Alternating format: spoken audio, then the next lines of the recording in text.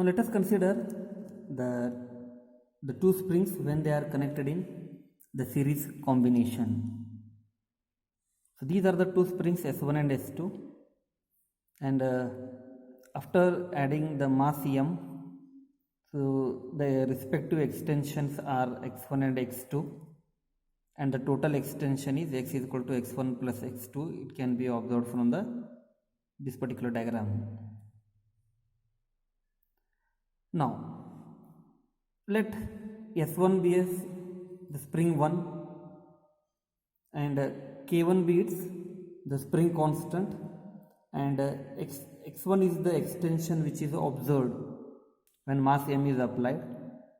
Similarly, S2 is another spring where K2 is its spring constant and x2 is its the respective the extension when loaded,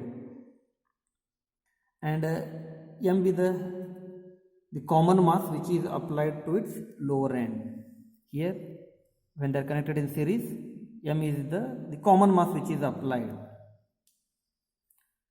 Now considering the first spring into account, that is for spring 1 S1, from the Hooke's law we know that F is equal to minus K1 into x1. Force is equal to minus kx is there. Here for spring 1 it is k1 into x1, but we know that F is equal to m into g is equal to minus k1 into x1. Therefore x1 is equal to minus mg divided by k1. Call this as equation number 1. Similarly, for the spring 2, directly we can write down x2 is equal to minus mg by k2. Call this as equation number 2. As these the springs S1 and S2 they are connected in series, they experience the same pull by mass m. This a common mass m is applied. Okay, that is, as we discussed, x1 be the amount which has stressed for spring S1, and x2 similarly for the spring S2. Now what is the total extension? The total extension is x is equal to x1 plus x2. It is shown in the diagram. It is sum of the individual springs extension.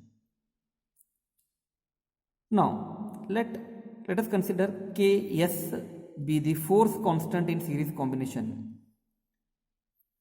And once again applying the Hooke's law, F is equal to minus Ks into x,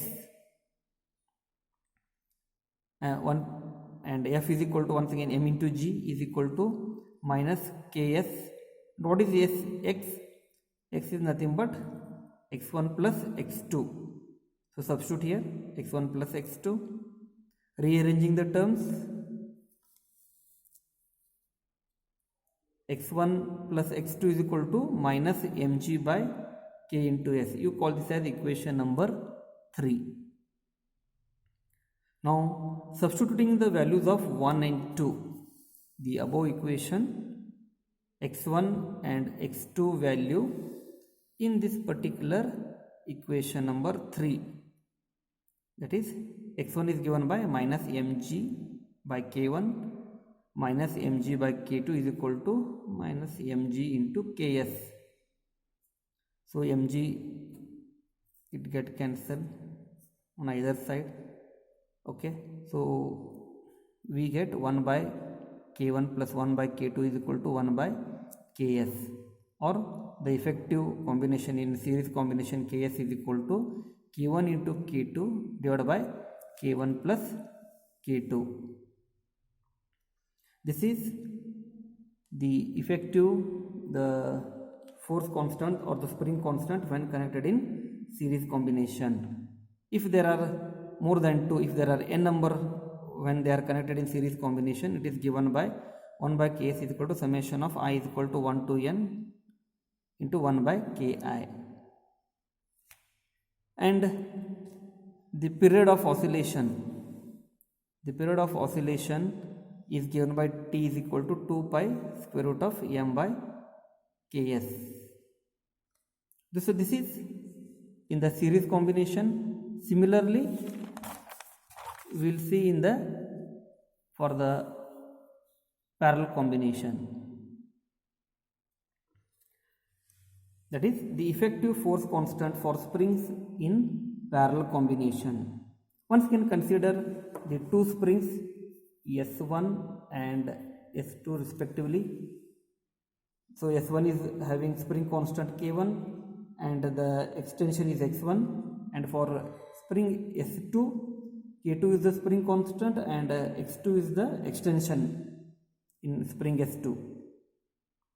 Now these two springs, it is connected to a rigid support and it is connected to a common support. This is a common support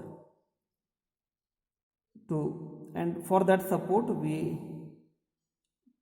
put the mass M. Now from Hooke's law we know that F1 is equal to, for spring 1, once again we consider for the spring 1, applying the Hooke's law, we get F1 is equal to minus K1 into X1, call this as equation number 1. Similarly for the spring 2 S2, it is F2 is equal to minus K2 into X2, call this as equation number 2. Now due to the mass, whatever the mass we have suspended, the support descends through a distance x. So as the mass is applied, it moves through a small distance x. Both the spring, they move, it descends through a distance of x. Now let Fp be the restoring force acting on the support. Whatever this support, rigid support, this support we have taken, where spring are and they are connected.